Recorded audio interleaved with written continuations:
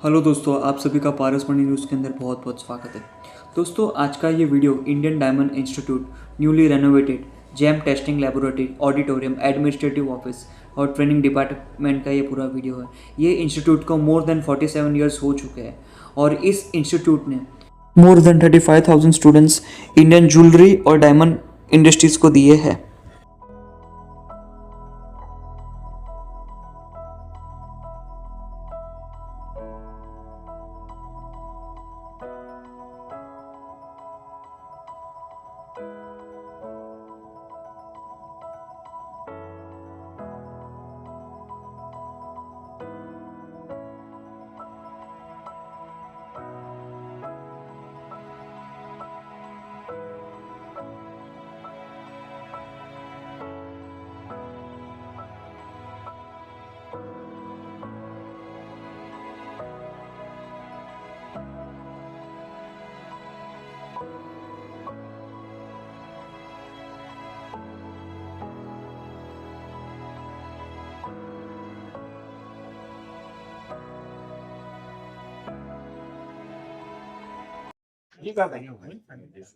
નમસ્તે મિત્રો, આજે ઇન્ડિયન ડાયમંડ ઇન્સ્ટિટ્યૂટ એટલે કે આઈડીઆઈ નું રીઓપનિંગ નું કામ આપણે આજે પ્રોગ્રામ રાખ્યો છે।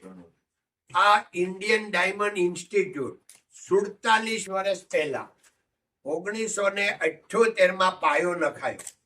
એમાં સેન્ટ્રલ ગવર્મેન્ટ અને ગુજરાત ગવર્મેન્ટ પણ સાથે છે અને આ 47 વર્ષમાં હજારો સ્ટુડન્ટ અહીંથી ડાયમંડ જ્વેલરી અને એ બધી ટ્રેનિંગ લઈ વિવિધ જાતની અને દેશ વિદેશમાં પોતાનું ભાવિ બનાવી રહ્યા છે અને બન્યું છે।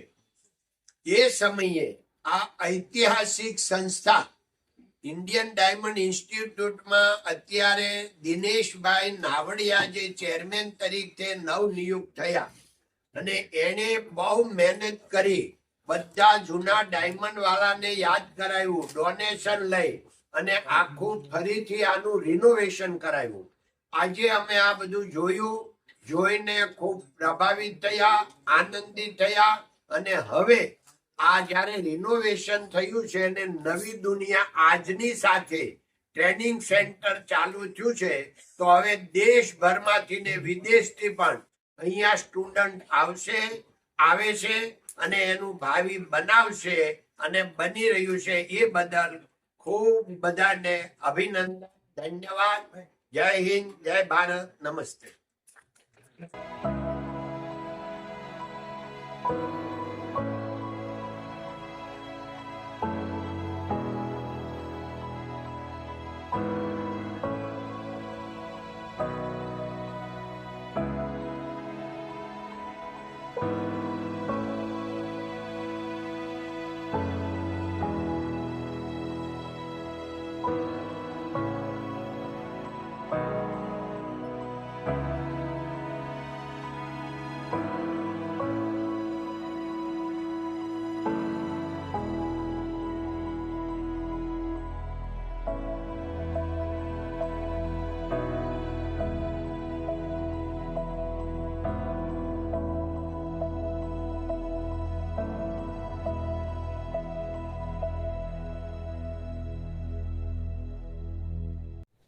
બે 2026 સાલ હીરા ઉદ્યોગ માટે કેવી લાગે છે?